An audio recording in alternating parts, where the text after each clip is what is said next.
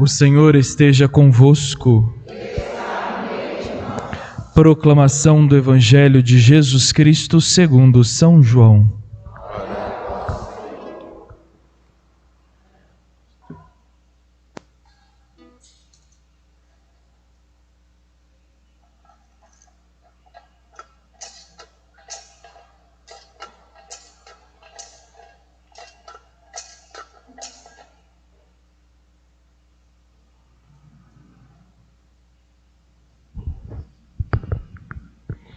Naquele tempo, houve um casamento em Caná da Galileia. A mãe de Jesus estava presente. Também Jesus e os seus discípulos haviam sido convidados para o casamento. Como o vinho veio a faltar, a mãe de Jesus lhe disse: "Eles não têm mais vinho." Jesus respondeu-lhe: "Mulher, por que dize isto a mim? Minha hora ainda não chegou." Sua mãe disse aos que estavam servindo: "Fazei o que ele vos disser." Estavam 6 talhas de pedras colocadas aí, para a purificação que os judeus costumavam a fazer. Em cada uma delas cabiam mais ou menos 100 litros. Jesus disse aos que estavam servindo: "Enchei as talhas." Encheram-nas até a boca. Jesus disse: "Agora tirai e levai ao mestre-sala." E eles levaram. O mestre-sala experimentou a água que se tinha transformado em vinho. Ele não sabia de onde vinha, mas os que estavam servindo sabiam, pois eram eles que tinham tirado a água. O mestre-sala chamou então o noivo e lhe disse: "Todo mundo serve primeiro o vinho melhor, e quando os convidados já estão embriagados, serve o vinho menos bom. Mas tu guardastes o vinho melhor até agora." Este foi o início dos sinais de Jesus. E ele o realizou em Caná da Galileia e manifestou a sua glória, e seus discípulos creram nele. Palavra da salvação.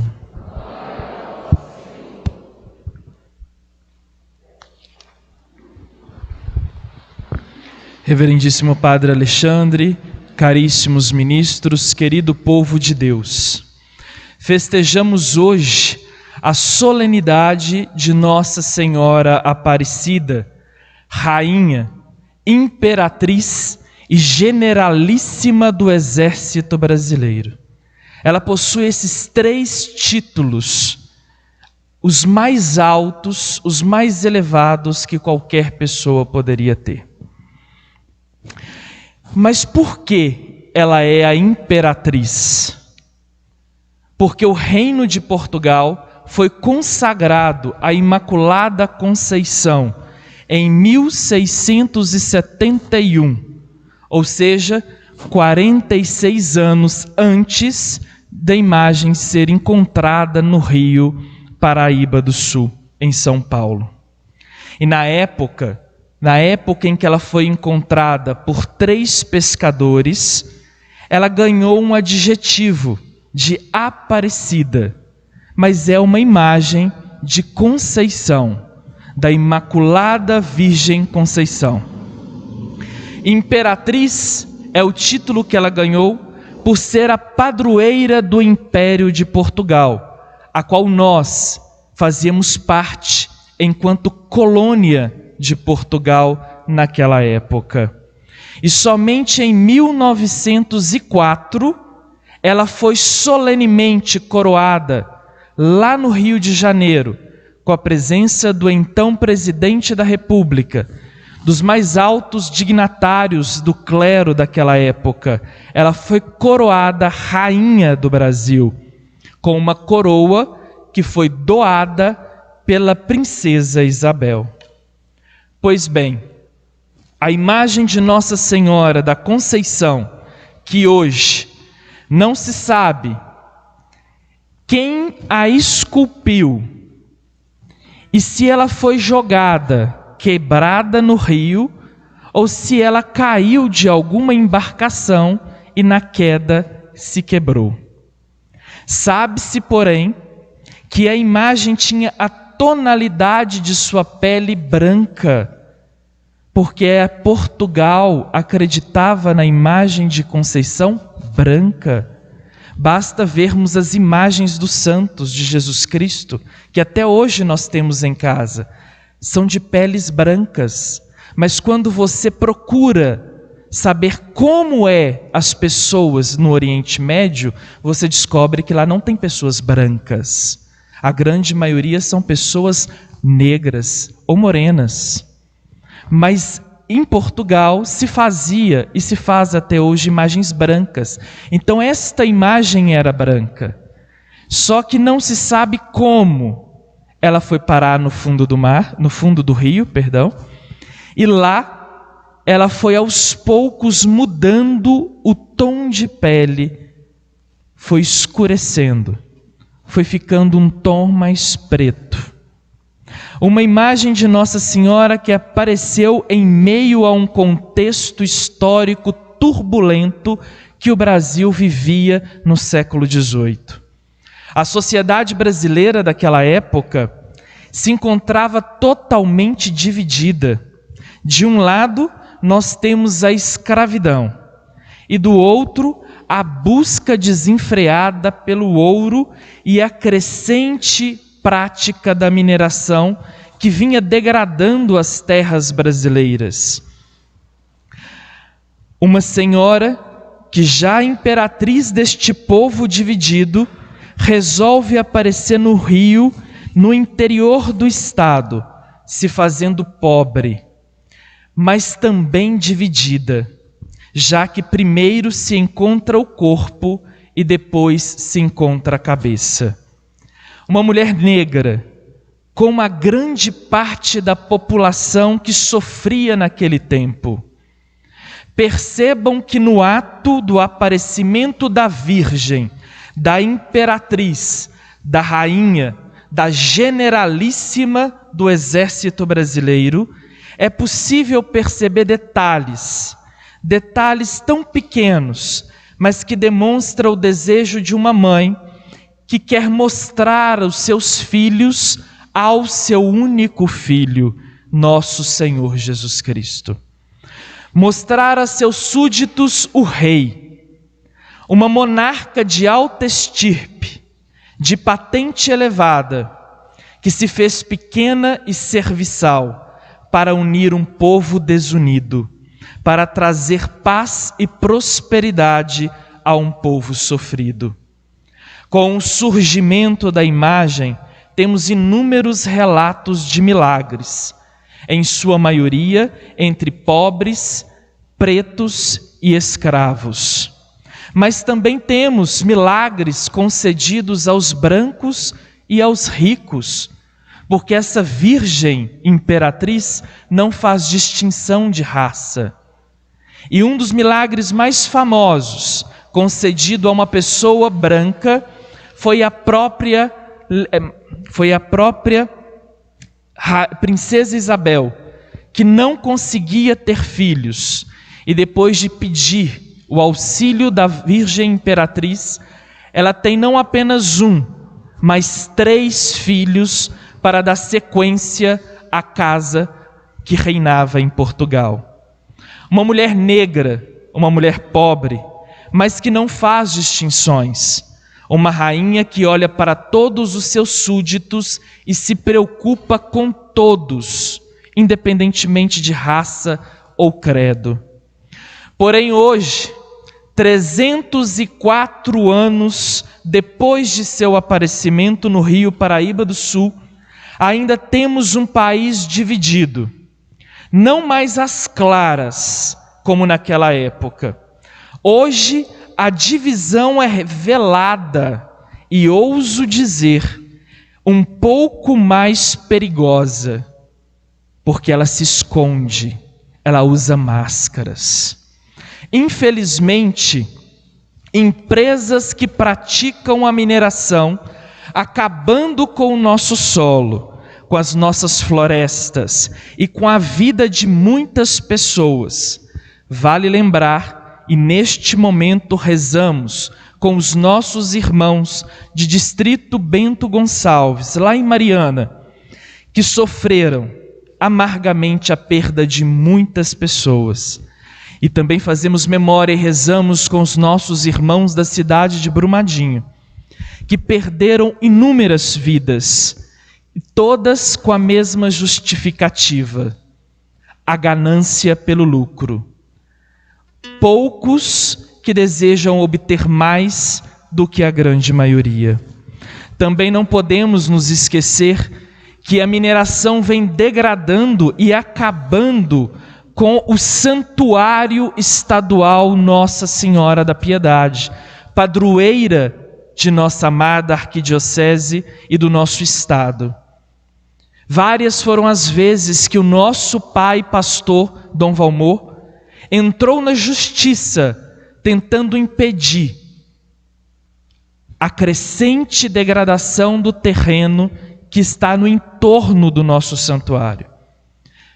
Mas, como a ganância fala mais alto, todas as vezes o nosso pai e pastor perdeu na justiça, porque a divisão ainda se faz presente, de forma às escondidas, de forma velada, mas a divisão ainda se faz presente.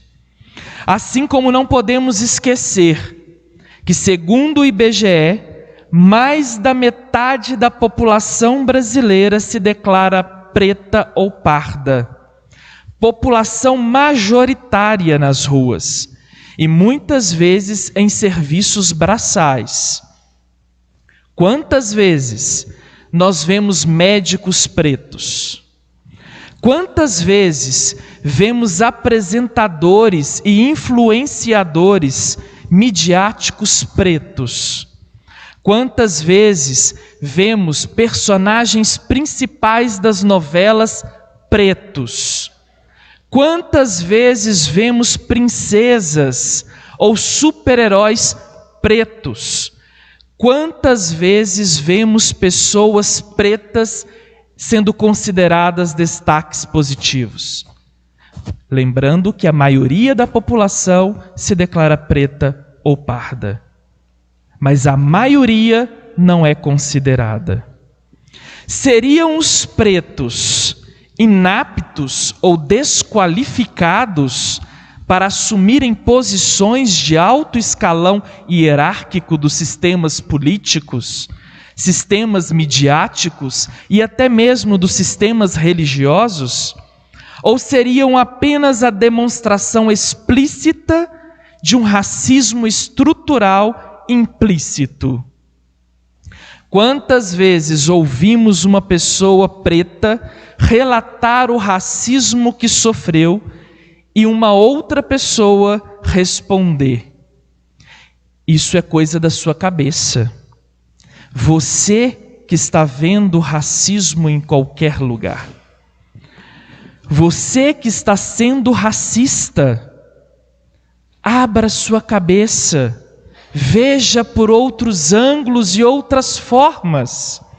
Percebam que estas frases já são por si racistas e preconceituosas, pois desconsidera o outro enquanto ser humano, invalida o sentimento do outro, invalida a experiência do outro, tratando-o como incapaz de compreender e de relatar o seu sentimento diante de um fato, diante de uma realidade. É como se a pessoa preta precisasse de uma pessoa branca para poder dizer se ela sofreu ou não sofreu racismo. Mas quem sofre o racismo somos nós, os pretos. E somos nós que sabemos se sofremos ou não. Somos nós que amarguramos, que ressentimos e que ficamos feridos com frases inapropriadas como essas.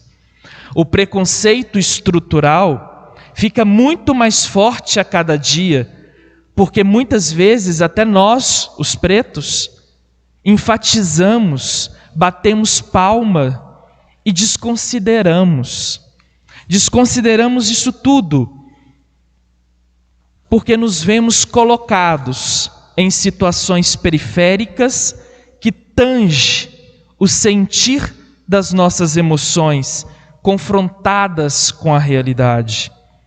Aí surgem políticas institucionalizando e legalizando o preconceito estrutural. Cotas para negros. Quando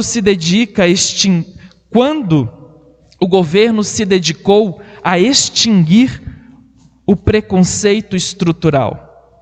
Não se tem tempo para criar, se ele tivesse a capacidade de abolir, de fato, o preconceito estrutural, ele não perderia tempo criando cotas para negros.